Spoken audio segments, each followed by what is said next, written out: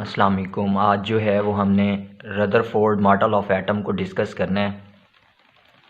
1911 के अंदर जो है रदरफोर्ड और उसके जो साथी थे उन्होंने एक जो है वो एक्सपेरिमेंट परफॉर्म किया जिसके अंदर जो है वो अल्फ़ा पार्टिकल्स को स्टडी कर रहे थे। अब अल्फ़ा पार्टिकल्स आपके पास क्या हैं पड़े, दरअसल ये आपके पास हीलियम के न्यूक्लियाई होते हैं। अब उन्होंने जो है ये जो अल्फ़ा पार्टिकल्स थे ये आपके पास इमिट हो रहे होते हैं, आपके पास जो रेडियो एक्टिव मेटल्स होती हैं, जैसा कि आपके पास जो है पोलोनियम हो गया, आपके पास क्या हो गया, रेडियम हो गया। तो ये आपके पास रेडियो एक्टिव मेटल्स हैं जिनसे आपके पास जो है अल्फ़ा पार्टिकल्स इमिट होते रहते हैं। और रदरफोर्ड और उसके साथी भी 1911 के अंदर जो है इन्हीं अल्फ़ा पार्टिकल्स को स्टडी कर रहे थे। अब उन्होंने उस टाइम जो है वो एक गोल्ड फॉइल एक्सपेरिमेंट किया। और वो गोल्ड फॉइल एक्सपेरिमेंट क्या था कि उन्होंने क्या किया कि एक जो है वो लेड चैम्बर लिया। अब लेड चैम्बर के अंदर जो है उन्होंने ये वाला अपना रेडियो एक्टिव जो आपके पास मेटल थी वो लिया। इसी आपके पास लेड चैम्बर से जो है रेडियो एक्टिव मेटल जो है वो अल्फ़ा पार्टिकल्स क्या कर रही थी, इमिट कर रही थी। ये आपके पास क्या है पड़ा, लेड चैम्बर है, ठीक हो गया। लेड चैम्बर से जो है वो आपके पास इधर सोर्स था, आपके पास वो रेडियो एक्टिव मेटल्स थी जो आपके पास अल्फ़ा पार्टिकल यहाँ से क्या कर रही थी, इमिट कर रही थी। इसके बाद जो है उन्होंने क्या किया कि इसके आगे एक टारगेट मटेरियल रखा, और जो टारगेट मटेरियल उन्होंने रखा वो उन्होंने गोल्ड फॉइल लिया। अब गोल्ड फॉइल आपके पास है कि इस पॉइंट के ऊपर उन्होंने यहाँ पे गोल्ड फॉइल रख दिया। अब ये गोल्ड फॉइल जो है इसकी जो थिकनेस थी वो आपके पास थी 0.00004 सेंटीमीटर जो है वो आपके पास इस गोल्ड फॉइल की थिकनेस थी। अब देखिए उन्होंने गोल्ड फॉइल ही क्यों सिलेक्ट किया, इसकी वजह ये थी कि आपके पास पीरियोडिक टेबल के अंदर गोल्ड ही आपके पास एक वाहिद मेटल है जो आपके पास क्या है, सबसे ज़्यादा मैलिएबल है कि आप उसको अपनी डिज़ायर्ड वैल्यू के मुताबिक जो है आप उसकी थिकनेस जो है वो कम या ज़्यादा कर सकते हैं। तो ये वजह थी गोल्ड के यूज़ करने की। उसके बाद जो है जब ये अल्फ़ा पार्टिकल्स आपके पास इस गोल्ड फॉइल के ऊपर आके टारगेट हुए तो उन्होंने इसी गोल्ड फॉइल को जो है वो एक फोटोग्राफिक प्लेट के साथ क्या कर दिया, कवर कर दिया। आपके पास इस तरीके से जो है उन्होंने इसके इर्द गिर्द जो है वो एक फोटोग्राफिक प्लेट लगा दी। अब फोटोग्राफिक प्लेट जो थी वो आपके पास यहाँ से कोटेड थी, किस चीज़ से, जिंक सल्फाइड से।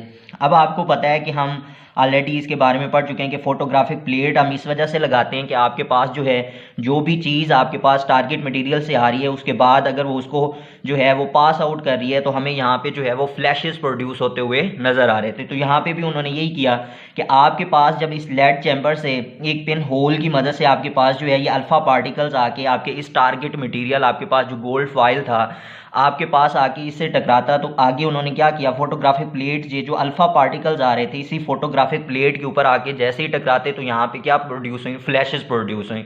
तो जब वो फ्लैशेस यहाँ पे प्रोड्यूस हुई तो आपके पास जो है उन्होंने देखा कि ये जो अल्फ़ा पार्टिकल्स आ रहे हैं इस गोल्ड फ्यूल को क्रॉस करने के बाद जो है इनकी तादाद बहुत ही ज़्यादा है पड़ी, जो आपके पास इनको पास आउट करके यहाँ पे क्या कर रहे हैं, फ्लैशेस प्रोड्यूस कर रहे हैं।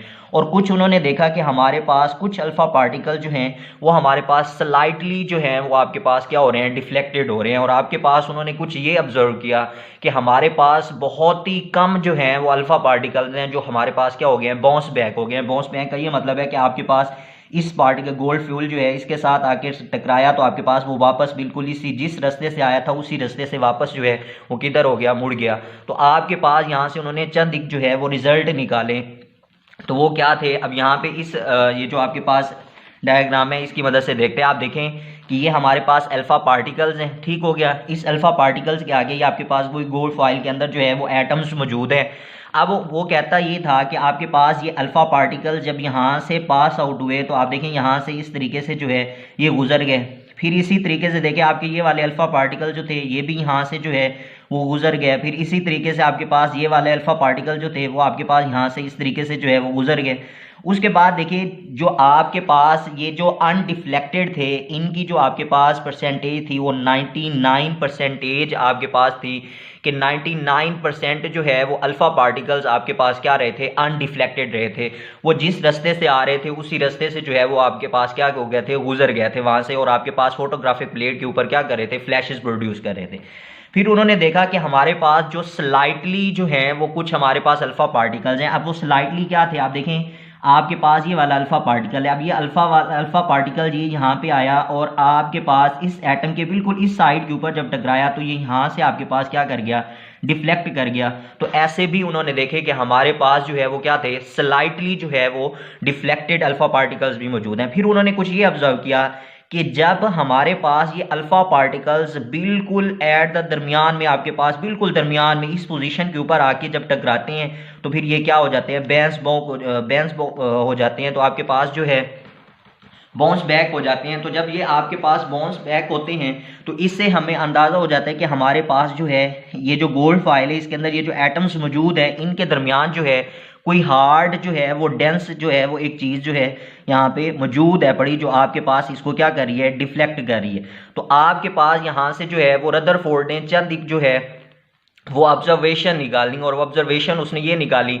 सबसे पहला पॉइंट तो उसने ये दिया कि आपके पास जो है जे थॉमसन जो आपके पास था उसने जो है वो प्लम पुडिंग मॉडल जो है वो हमें दिया था और वो ये कहता था कि आपके पास जो है वो आपके पास एक एटम है वो पॉजिटिवली चार्ज जो है वो आपके पास सारा पॉजिटिवली चार्ज है और उसके दरमियान जो है वो इलेक्ट्रॉन्स पंप की फॉर्म में जो है वो आपके पास मौजूद हैं। तो आपके पास जो है वो सारा कंसेप्ट जो है इस एक्सपेरिमेंट से जो है वो आपके पास क्या हुआ, थोड़ा गलत साबित हुआ। और वो क्या था कि पहली बात तो ये सामने आई कि हमारे पास जो एटम है उसके अंदर वो क्या है, बड़ी एम्प्टी स्पेसेस हैं बड़ी। जैसा कि ये अल्फा पार्टिकल्स हैं, यहाँ से ये आपके पास जिस रास्ते से आ रहा था उसी रास्ते से जो है वो क्या कर गए, आपके पास गुजर गए और उनकी तादाद आपके पास क्या थी, 99% जो थे आपके पास अल्फा पार्टिकल्स वो अनडिफ्लेक्टेड फॉर्म में थे।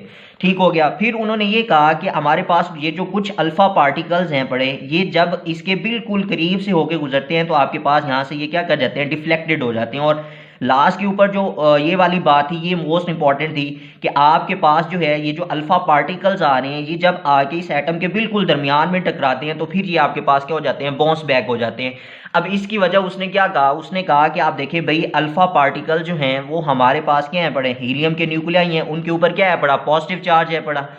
अब आप देखें जब उनके ऊपर पॉजिटिव चार्ज है तो वो आपके पास यहाँ से अल्फा पार्टिकल्स आए बिल्कुल दरमियान में जब टकराए तो इसका ये मतलब हुआ कि आपके पास यहाँ पे भी क्या है पड़ा, कोई पॉजिटिवली चार्ज है पड़ा। अब आपके पास यहाँ पे कोई पॉजिटिव चार्ज है, जब ये उससे जाके टकराता है तो ये उसको क्या कर देता है, रिपेल कर देता है। अगर यहाँ पे आपके पास कोई नेगेटिव चार्ज होता तो वो उसको क्या करता, अट्रैक्ट करता। तो ये सबसे मेन जो है आया कि हमारे पास जो एटम है उसके दरमियान में जो है एक हार्ड और डेंस चीज़ जो है वो मौजूद है। आपके पास अल्फा पार्टिकल जो हैं वो उसको आगे जो है उसको क्रॉस नहीं कर सके, बल्कि वहाँ से वो क्या हो गए हैं, बाउंस बैक हो गए हैं जब उसके साथ जाके टकराए हैं। तो ये चंद एक पॉइंट्स जो थे इससे उन्होंने जो है रदरफोर्ड ने ये निकाला कि हमारे पास जो एटम है पड़ा, इस एटम के अंदर जो है वो हमारे पास एक हार्ड डेंस चीज़ जो है मौजूद है और उस हार्ड डेंस चीज़ को जो है उसने क्या नाम दिया था, न्यूक्लियस का नाम दिया था। और फिर इसी वजह से हम ये कहते हैं कि गोल्डफॉइल एक्सपेरिमेंट जो है जब हुआ तो उसके नतीजे में हमारे पास जो है वो न्यूक्लियस जो है वो इस तरीके से जो है वो डिस्कवर हो गया था। अब जब आपके पास जो है न्यूक्लियस डिस्कवर हो गया, ये सारी चीज़ें जो हैं वो आपके पास रदरफोर्ड ने जो है वो अपना सारा एक्सपेरिमेंट से हमें बता दिया कि किस तरीके से जो है वो अल्फा पार्टिकल जो हैं वो हमारे पास डिफ्लेक्टेड हो रहे थे, अनडिफ्लेक्टेड थे, ठीक है। और जो हमारे पास जो है अनडिफ्लेक्टेड थे वो हमारे पास क्या थे, 99% थे। फिर इसके बाद जो है रदरफोर्ड ने कुछ जो है वो हमें ऑब्जर्वेशंस दी। अब ऑब्जर्वेशन जो हैं वो हमारे पास ये थी कि सबसे पहले जो है ऑब्जर्वेशन हमारे पास आई, रदरफोर्ड ने जो हमें दी वो ये कहता था कि भाई हमारे पास जो है आपके पास ये जो आपका मॉडल ऑफ एटम है पड़ा वो आपके पास क्या है पड़ा, प्लेनेटरी मॉडल है पड़ा, कि आपके पास जिस तरीके से जो है आपका सोलर सिस्टम है पड़ा इसी तरीके से जो है वो आपके पास ये एटम का भी मॉडल है पड़ा। अब ये क्या था कि वो कहता था कि आपके पास ये जो न्यूक्लियस है पड़ा वो आपके पास जो है वो सेंटर के अंदर है, ये आपके पास क्या है पड़ा, न्यूक्लियस है पड़ा। अब वो कहता था कि न्यूक्लियस जैसे आपका सोलर सिस्टम है वैसे ही उसने जो है वो एक आपको एटम मॉडल ऑफ एटम दिया कि और उसके अंदर उसने ये बताया कि न्यूक्लियस जो है वो बिल्कुल सेंटर के अंदर मौजूद है। इसके बाहर जो है आपके पास जो है वो इलेक्ट्रॉन्स जो हैं वो आपके पास ऑर्बिट्स की फॉर्म में क्या कर रहे हैं, रिवॉल्व कर रहे हैं। आपके पास जो इलेक्ट्रॉन्स हैं पड़े वो आपके पास क्या कर रहे हैं, ऑर्बिट्स की फॉर्म में जो है इस न्यूक्लियस के इर्द गिर्द क्या कर रहे हैं, रिवॉल्व कर रहे हैं। तो आपके पास जो मॉडल ऑफ एटम रदरफोर्ड ने दिया था, वो आपके पास सेम लाइक क्या था, प्लेनेटरी मॉडल था। तो आपके पास रदरफोर्ड का ये वाला जो है वो मॉडल आ गया आपके पास। इधर आपके पास न्यूक्लियस है, इस न्यूक्लियस के बाद जो है वो इलेक्ट्रॉन्स आपके पास क्या कर रहे हैं, रिवॉल्व कर रहे हैं। अब आप देखें कि जब उसने ये वाली बात कह दी तो यहाँ पे जो है दो तीन बातें थीं जो आपके पास जो है वो ये जो रदरफोर्ड था वो आपके पास जो है उसको एक्सप्लेन ना कर सका। अब वो क्या ना कर सका, हमें पता था कि इलेक्ट्रॉन्स जो हैं उनके ऊपर आपके पास क्या होता है, नेगेटिवली चार्ज होता है, और प्रोटॉन जो होते हैं उनके ऊपर हमारे पास क्या होता है, पॉजिटिवली चार्ज होता है। अब देखें आपके पास जो है ये जो न्यूक्लियस था, इस न्यूक्लियस का भी हमें कंफर्म हो गया था कि हमारे पास जो है यहाँ पे उसने ये बात कह दी थी कि हमारे पास ये जो है ये जो बाउंस बैक हो रहे हैं, ये आपके पास हार्ड डेंस जो है वो दरमियान में एक एटम की चीज़ जो है वो मौजूद है, और वो आपके पास क्या है पड़े, अल्फा पार्टिकल्स ऑलरेडी आपके पास क्या है, पॉजिटिवली चार्ज हैं, और आगे भी ये जिस पॉइंट के ऊपर जाके टकराते हैं और बाउंस बैक होते हैं वो भी आपके पास क्या है पड़े, पॉजिटिवली चार्ज हैं, वहाँ पे भी आपका पॉजिटिव चार्ज है।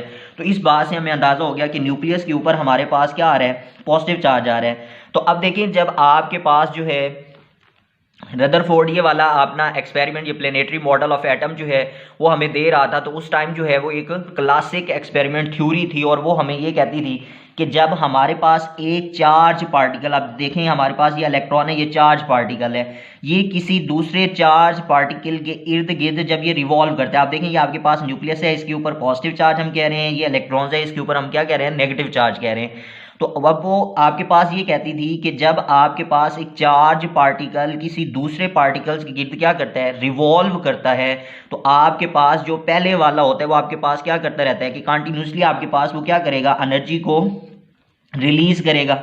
अब ये आपके पास कंटिन्यूसली जो है वो अपनी एनर्जी को क्या कर रहा है, रिलीज कर रहा है। अब जैसे जैसे ये अपनी एनर्जी को रिलीज कर रहा है, ये इसका ये मतलब है कि आपके पास ये जो आपके पास न्यूक्लियस है, और इस न्यूक्लियस से आपके पास ये जो इलेक्ट्रॉन्स है, इसका ये जो ये वाला रेडियस है, ये आपके पास क्या होता जा रहा है, कम से कम होता जा रहा है। अब देखें ये आपके पास पहले यहाँ था, फिर आपके पास जो है ये सिचुएशन होगी कि यहाँ पे आपके पास आएगा, फिर इस तरीके से यूं ठीक हो गया, फिर एट द एंड जो है ये आपके पास इसी न्यूक्लियस के ऊपर आके क्या कर जाएगा, फॉल कर जाएगा, और आपका जो एटॉमिक मॉडल है वो आपके पास रदरफोर्ड वाला, ये आपके पास क्या कर जाएगा, कोलैप्स कर जाएगा। तो आपके पास रदरफोर्ड इस बात को जो है वो एक्सप्लेन नहीं कर सका था। फिर इसी के बाद जो है दूसरी बात रदरफोर्ड जो कहता था, वो कहता था कि आपके पास एटम जो है वो हमारे पास क्या देता है, कंटीन्यूअस स्पेक्ट्रम देता है। अब हमारे पास एटम जो होते हैं वो हमें क्या देते हैं, लाइन स्पेक्ट्रम देता है हमें। फिर इसी के बाद जो है वो डिस्ट्रीब्यूशन ऑफ इलेक्ट्रॉन्स जो था इन एटम, वो भी हमें जो है वो एक्सप्लेन करके नहीं दे सका, जो बाद में जाके हमारे पास जो है वो बोहर मॉडल ने जो है ये सारी बातें आके जो है वो एक्सप्लेन की थी। तो इस ये वाले जो आपके पास डिफेक्ट थे, फिर हम इनको जो है वो बोहर मॉडल के अंदर जो है वो डिस्कस करेंगे।